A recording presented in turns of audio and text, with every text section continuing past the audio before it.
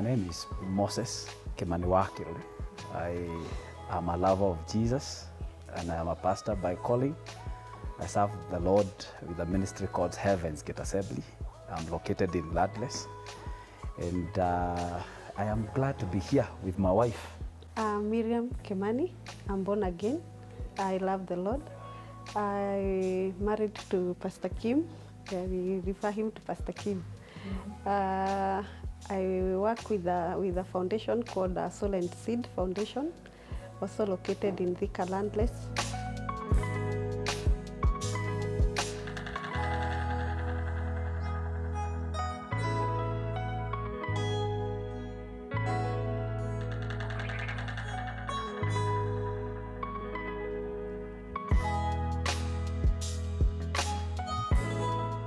I think we have always had different opinion in regard to where we exactly met, because but I am convinced that she is right. That her side of the story is the right one. She says that we were coming for the show. I remember that very much, for the Nairobi show, at the Nairobi Showgrounds, and so we met. I was in a company of a friend. She was in a company of a friend. So we met at the bus stage, and we had a journey together back to Nairobi. I was coming from the village. I come from a village called Kadara in Murang'a County, and I had come from there. I was pastoring there. She was in Thika, so we met in Thika, the bus park. Yes, it's a bus station. I met him in a matatu. We were coming to Nairobi, but not showground. Showground is a different occasion. We were coming to a friend who was launching her CD, a singer. Yeah, That's the first time we met. We will let you know why the confusion as the story goes on. Yes.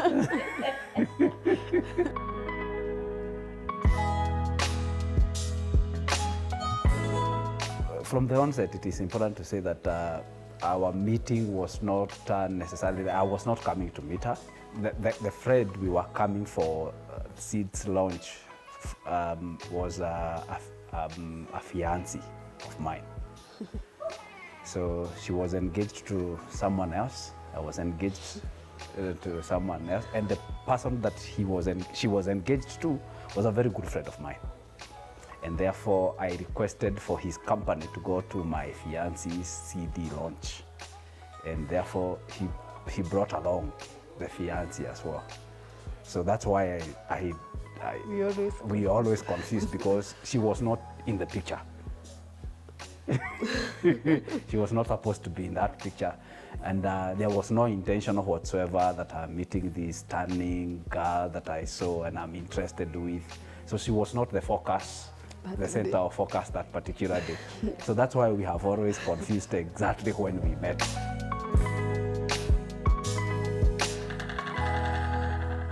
I had a very bumpy relationship with my fiancé, and actually she participated in trying to reconcile us many times. She would sacrifice her time to come to Nairobi. My fiancé was working in Nairobi. She would come to talk her into not leaving me. And but after this particular meeting, when we were coming to the launch, we had so many other occasions when we met, the three of us, the four of us sometimes. And the more we sat down and had conversations, the more I got amazed by her intelligence and her clarity of vision, understanding of issues. And I began getting interested, not romantically, but I was wondering, watu kama hawa wanakuaga wapi? So I think that's how the journey began, by myself finding interest in seeing how clear and how intelligible she is in matters as we sat down to discuss. Of course, we were all ministers, and many times we would discuss ministry. And I thought she understands ministry. She understands the scriptures. She understands how to handle these Bible issues. And I began getting very interested, and I thought I would want to know her more.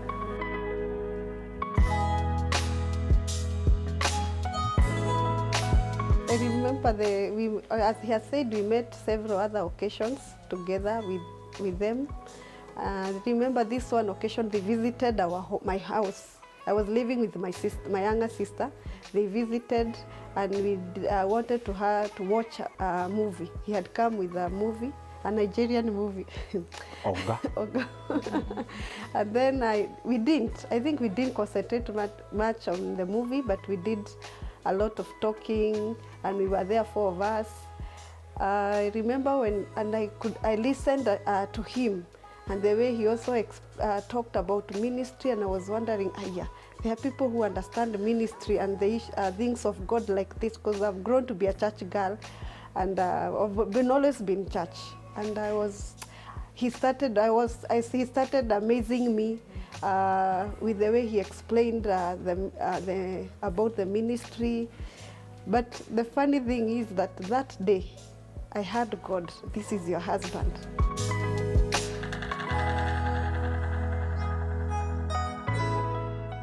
I think there were problems in our respective relationships, and she was eventually dropped out, and I took upon myself to come console my sister, because actually there was a friendship. Yeah. A friendship had grown, a very genuine one. We were finding joy in the company of each other, and therefore over the weekend, I was in Nairobi by that time. I was studying at Kasarani, so I would drop by Thika in the evening, and we would have Friday evenings, and we would have coffee together, and we would have long chat until very late in the night. They were not romantic in any way, but we were finding a lot of consolation, and especially because you remember the attraction was her understanding of life and ministry, and therefore there was no subject we would not have addressed. So we would sit down and talk about those things, and eventually I was also dropped. So it was very interesting, and when I was dropped, after some time I began thinking I need to get married. I was serious about the proposal. I needed to settle down in marriage, and I began praying and trusting that the Lord will lead me to my future wife. And I remember in school I was sitting with, I had for some elder friends who were both married, 2 men. They were both pastors, and I would confide in them. I would tell them what happened, because even when I was dropped, I dropped out of school for I think 2 weeks to nurse the woods. So when I came back, they were the one who began encouraging me, and eventually, so I would share with them and tell them that I am feeling that I would want to get married. And they told me, we don't want to hear you wanting to get married. We want you to tell us, who is this girl? And I told them, there is no one in my life. They would tell me, no, there should be someone. Go talk to that very person that you know is very close to you. And there was someone else, actually, who I thought was a bit closer. And I thought, this was untouchable. She's, of course, my friend's former fiancé. So there was in no way I would bring myself to a place where I would make a proposal. Actually, that thought never crossed my mind. And when I thought of going to propose that other girl, I confided that with her. And I told her, pray with me. Pray with me, because I'm thinking I must move on. And I'm thinking I'm going back to the village, and there is this girl I have known for some time. I had discipled her. She was from a different church from mine. And I had decided that that's the girl that I'm going to propose. And to my shock, when I went to the village, the shopping center where she was working in a different shopping center, so I was waiting for her to come out of work so that I can stop her and ask her whether there were no phones those days. They were not common. Not everyone had. Yeah. Yes. You had, but she I had, but she didn't. So, and when I went to that shopping center, I found a former classmate. And we sat together and we were having conversations. And he told me, he was a man, he told me that I am seated here, I'm waiting for so-and-so, he's a guy. And I asked, what's up? And he said, tomorrow I am taking him to see his fiance's parent. And I said, oh, he's getting married. Who is he getting married to? And guess what? The girl I was expecting to give a date was already taken. So that weekend went without the proposal. And of course, I came back and said, it didn't work. Imagine she's taken, and I went back to school. And then in school, these men were on my case every other week, and they are asking, what are you doing about this? And they said, you mean there is no one else? I said, the other person who is in my life is a no-go zone. I don't think and they said, no, go if you, and eventually I began entertaining that thought. And so I am the person who made the first move. Asked her for a date, and she was like, how are you asking me for a date? We have been meeting without Every other week. Every other week. Why is it this? Why do you want to make this special? Because our meeting were casual, we would meet anytime, and without, why are you? It's just a phone call. Why are you? Can we hang out? And she was always available. I was always available. In fact, every Friday evening we used to meet.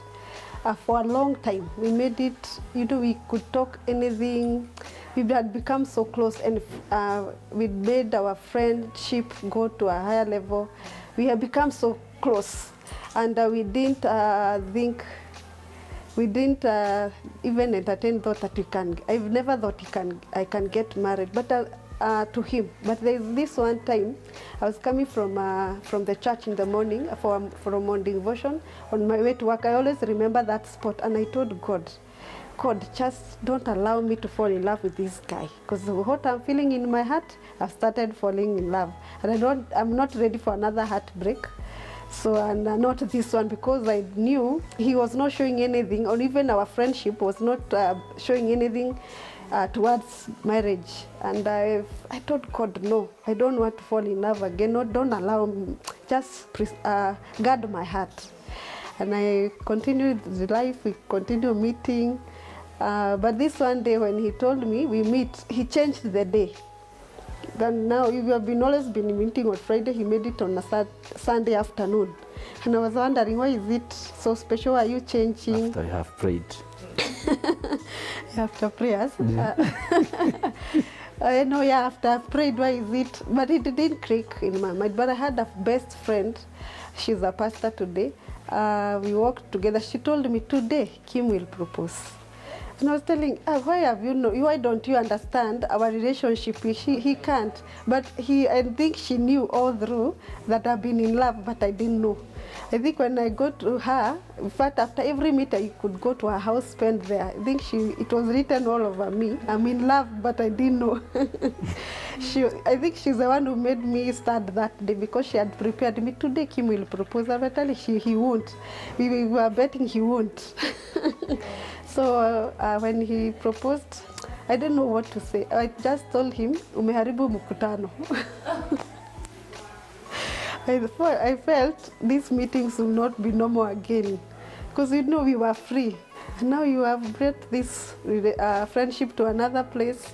I feel like I don't want to talk everything. You see, when you have a boyfriend, you want to hide some things. You want to be in your best manners. That was a Sunday, but on Wednesday we were talking on daily basis over the phone. Therefore, on Wednesday, I called her, and she told me, I'm coming from my pastor's office. I have talked to him about what you told me. And I said, how did it go?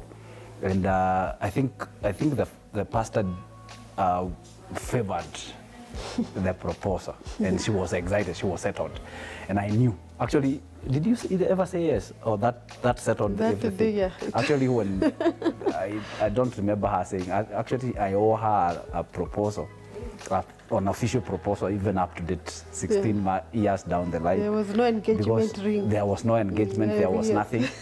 So the next time we met, we started thinking about marriage, wedding.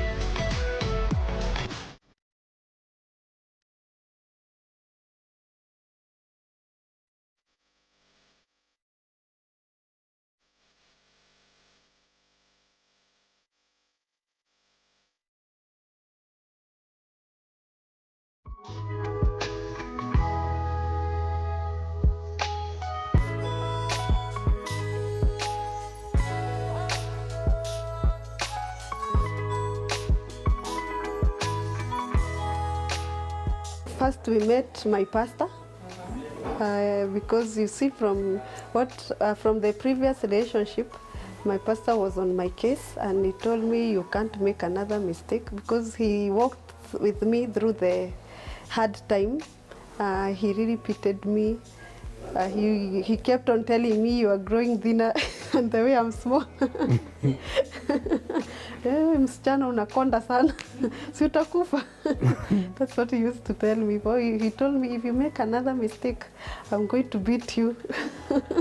So we first met my pastor, and he was okay. And then we went to my parents. We started my parent or your parent? Your My parents. Yes. My parents. It was easy. My parents are friendly. They are always ready to support. So it was so easy to introduce him. Yeah, and they accepted even our first. They had no issues. They had already met my sister during our friendship. They knew each other. So introducing him to my sister and my brother, it was easy. They accepted him. It's interesting that I am the last born among 10 children. So my parents were very old by that time. They are both late. And so being the last born son, and it was easy. Actually, they were anticipating, they were looking forward to see this girl, because again, they had seen me walk with the Lord. I lived with them for a long time. Even up to this time I'm proposing, I was still living with them in the village. So they were looking forward to see this girl, because I had been very strict with my life, living in the light, and so they knew me. They had not seen a girl anywhere close or near me, apart from our friends from church who would come over in groups. But so they were looking forward. So when they came, I invited a friend from church, a woman, actually a married woman, to come and accompany us so that we can report to my parents. They were excited. They were excited about it in their old age.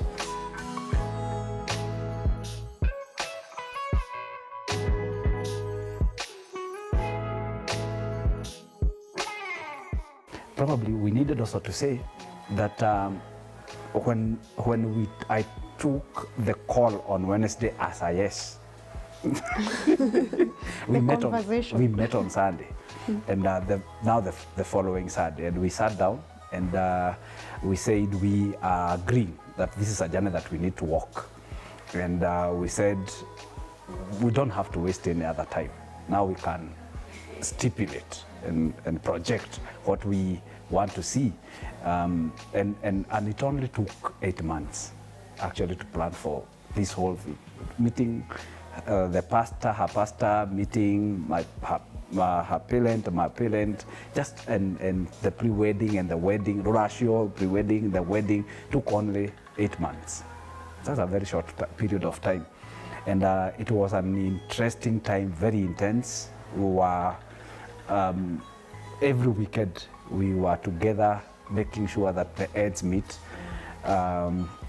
So after the introductions, what we did was we planned for the ratio, and I think we had a conversation with the mother.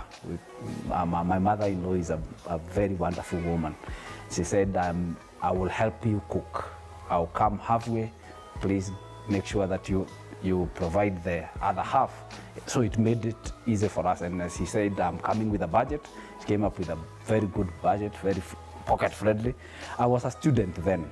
I was in second year in college. And therefore I didn't have resources. They didn't have money. So she came in for us in a big time. Then we had to tell, my family is big, being the last born. So everybody was excited to come and bringing all of them to their place to pay the bride price. It was very interesting. I was excited. I was happy because you see, every time we would meet, it was so hard to leave each other. You know, he had to go back home to the village. I'm left in town, and we were looking forward that day he will not go. So every time people are visiting us and they are paying dowry, I was happy because it made it the day closer. That day he will not go home at night. And sometimes he never got even matatu to go home. We had to look for a place where he can sleep. But by good luck, he had a friend they had grown with who was living in Vika. So sometimes he could spend there. Okay, on planning of our wedding, it was not, it didn't have bumpy. It was not bumpy. It was smooth. It was easy.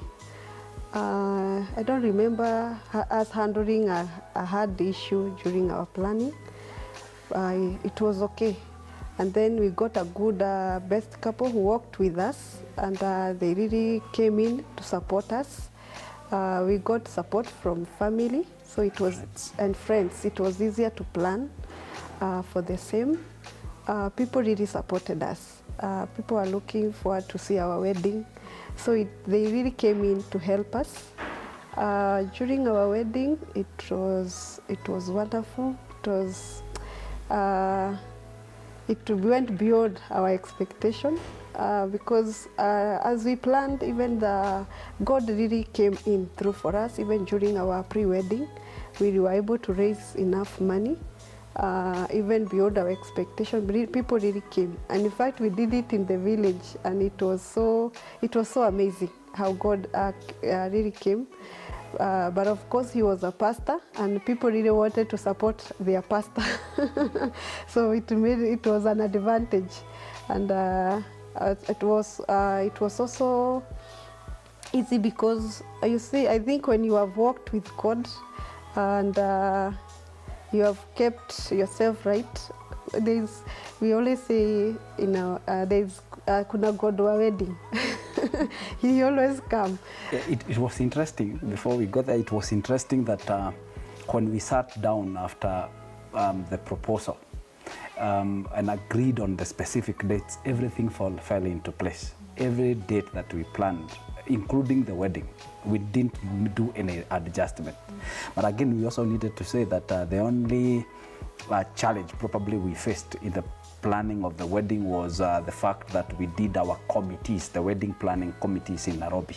Yes. She was working in Thika, I was in Kasarani. Sometimes I would be in the village, and we would have to come all the way to Nairobi. Sometimes it would get very late in the night, and we'll have to go to our best couple's place. The best couple had no child by that time, so we had to come very late at around 12 in the night, and we had to cook, prepare for the following mornings, because she was working on Saturdays, and they would also get engagement on Saturdays. So that was the only challenging thing in the planning, because it was hectic. Actually, I remember that after the wedding, during our honeymoon, there was a day we slept, and for 24 hours, I think. We didn't leave the room because we were so tired. We were so exhausted. We were almost burning out. Yeah. So we slept for 24 hours. I remember one of those days in the honeymoon, during honeymoon. Yeah. We decided to tour the world, not tour Kenya. Not the world, actually. That was our world then. We didn't go to just one place. We decided that we will go to different locations. So we were on the move throughout our honeymoon period. We had taken our maps. We knew where we will begin and where we will end. And I think our honeymoon ended back to where we began, at our best couple's place. Getting to know this person and the way of doing things, we are from different background. It was also not easy.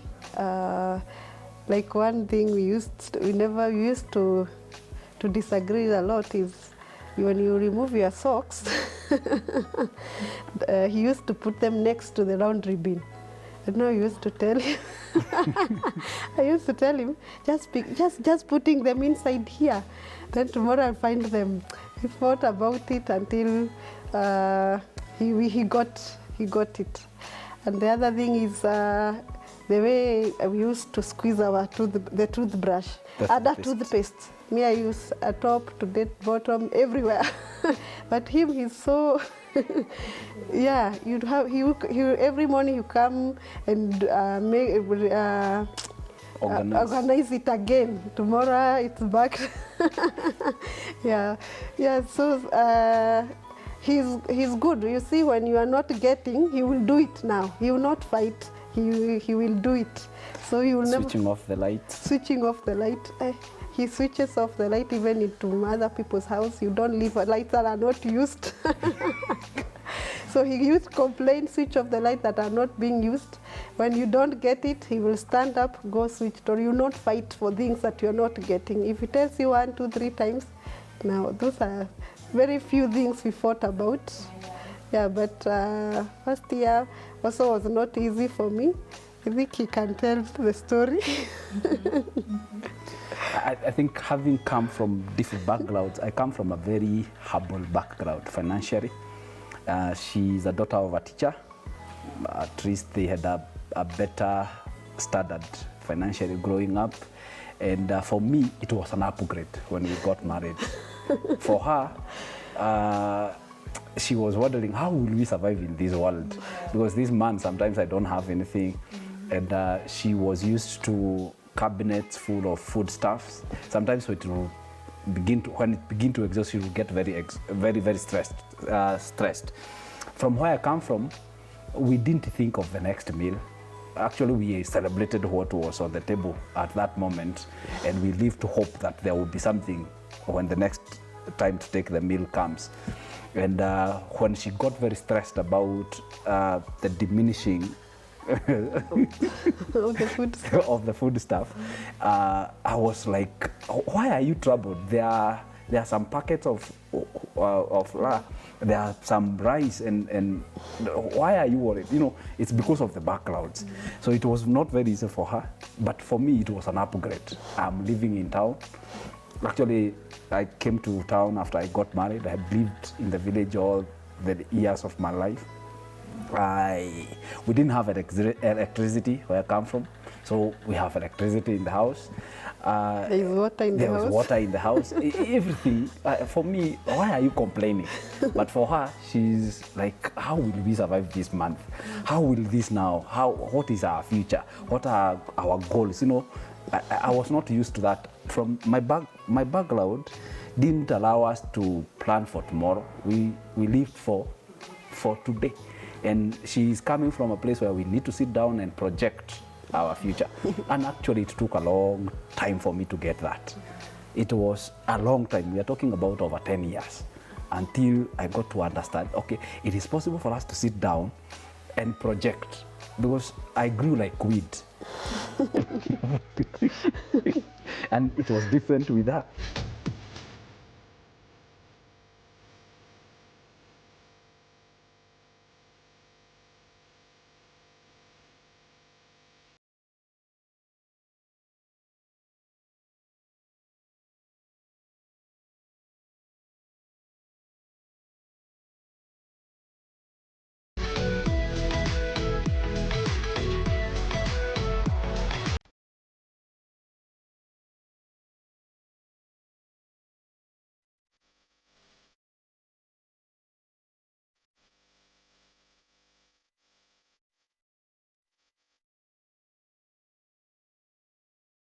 Wow, I think thinking about the coming of our first child, it's something that we really anticipated, especially myself.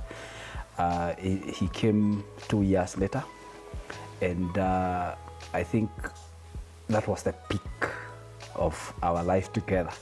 I couldn't wait to hold him in my hands. I think when she went to maternity, I had a friend, a former classmate who was working in that specific hospital, had asked her to allow me to be on her bedside. And it was not possible. She denied my request, but she made sure that I was the first person to see my child. Made sure that she brought him to me. And So for us, we were so excited bringing him up. I had no problem with changing his diapers, allowing the mother to go and leave both of us in the house, making sure that he is fed, he is clean. I didn't care. I didn't care what the prejudices are out there, especially from the Kikuyu men. I would sometimes sneak out of town and go with him in the village without her knowing. I would carry some spare diapers with me, and I would care changing him in the public. I wanted people to know that I am a father, and I am a proud father for God's sake. So that one didn't also sit in well with a lot of people from the village. They were wondering, kwani huyu alioa nani? And they couldn't muster the courage to ask me what is happening. But I was so overjoyed, and I really wanted the world to know that I'm a father and I'm happy about it. Our second-born daughter or child came 3 years after. 3 years, yeah, 3 years. 3 years after, and we were also excited, happy. The same hospital, the same personality, the staff. Actually, everything was the same. Nothing had changed. The excitement was still. Now this time it's a girl, and I'm happy. And I think Priela is the person that there was a time I stayed in the house with her for a whole month. I think we had problems with house helps, and for a whole month there was no foreseeable house help to come in and help us. And I remember I took in the responsibility. I asked for leave from the office, and I stayed with my daughter in the house, and it was so exciting. Jeremy, the last born, came, is it 4 years now after the second? Yeah. 4 years after the second born. And it was a difficult time for us that moment. I don't think, for me, he exuded a lot of excitement because of the tough moments we were going through.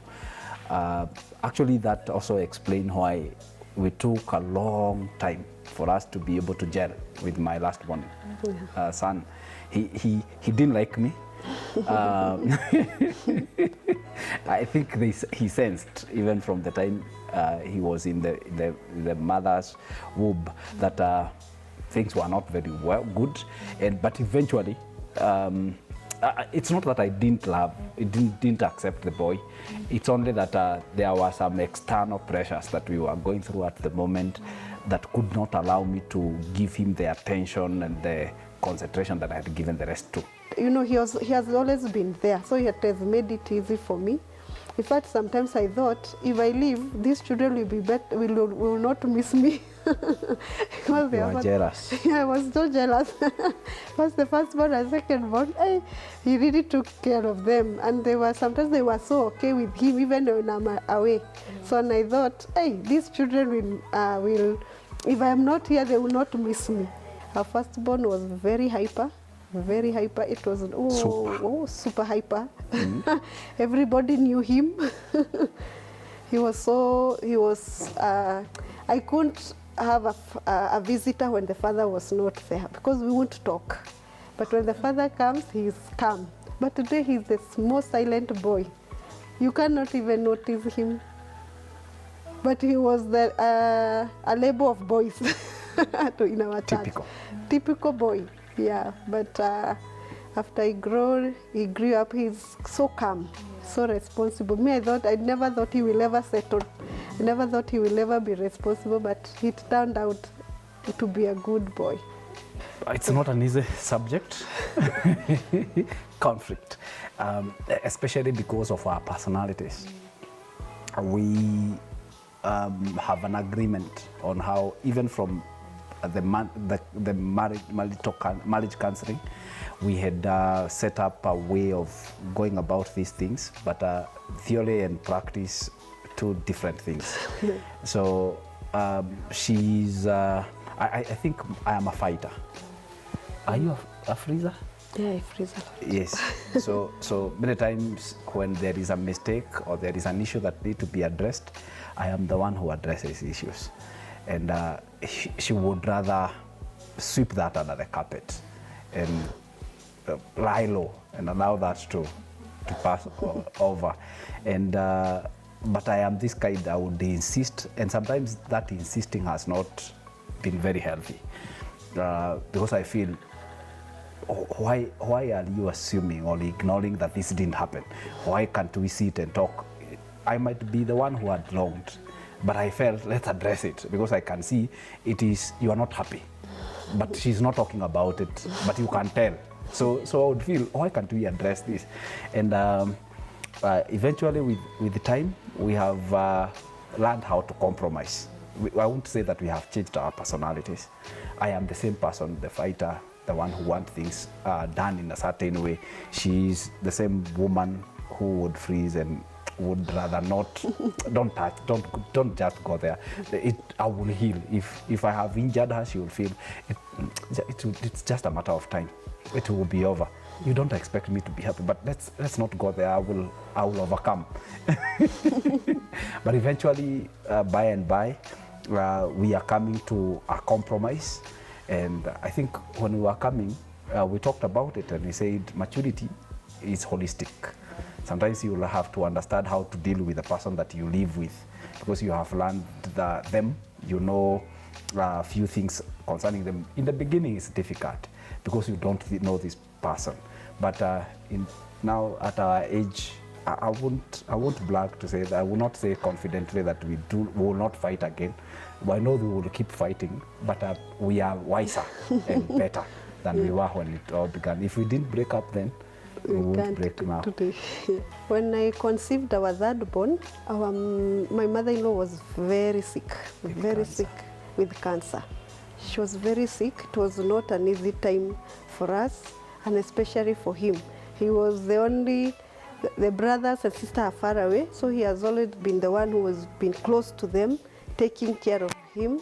And I'm here with my mood swings and my own sicknesses. I'm not understanding where he is.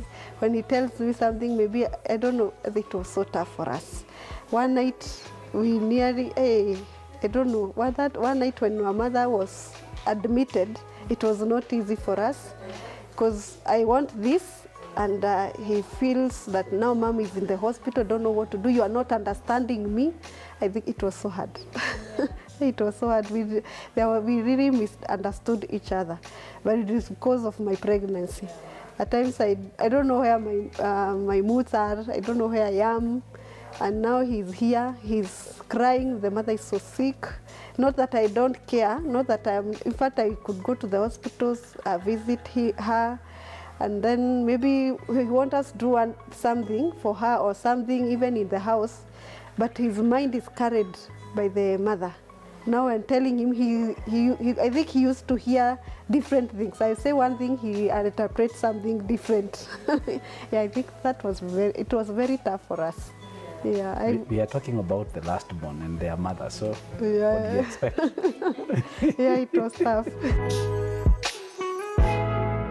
I think I had alluded to the happiest moment. I will say that the most happiest time in this marriage was when we got our firstborn child.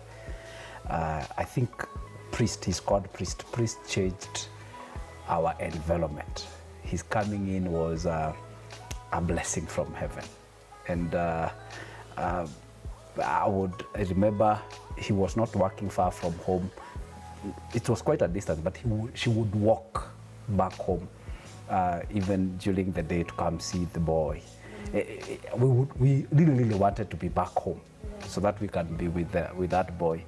And we also wanted to visit all of our, I think every weekend we had a journey, so that it was showcasing the gift.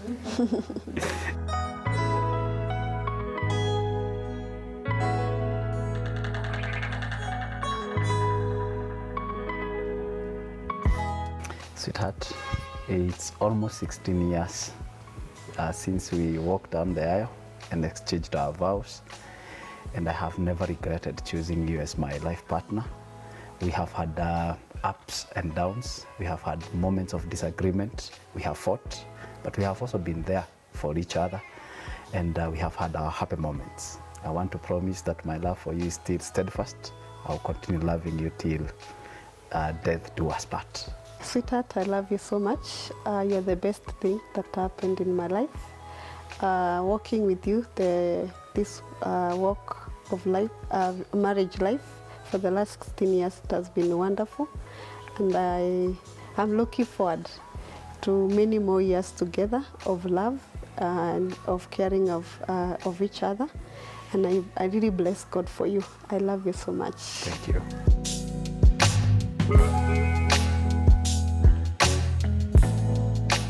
This one's for couples, 14 questions. Who apologizes the first after a fight? Who's the funny one? Who's more romantic? Who's more patient? Who's the better cook? Who said I love you first? Who takes longer to get ready in the morning? Who's the grumpier one in the morning? Who's more stubborn? Who's the bigger baby when sick? Who's the social butterfly? Who's the messy one? Who works out more? Who requires more attention? Save this for when you're together or send it to them. How many answers do you both agree on? Post your score in the comments. Who is more likely to get lost in a book? Who is the better listener? Who is more likely to give funny gifts? Who is more likely to try weird food combinations? Who is the better gamer? Who is more likely to win at board games? Who is more likely to fall asleep on the couch? Who is the better driver? Who is more likely to surprise the other with a spontaneous trip? Who is more likely to remember where you parked the car? Tag your partner. Follow for more partner tests.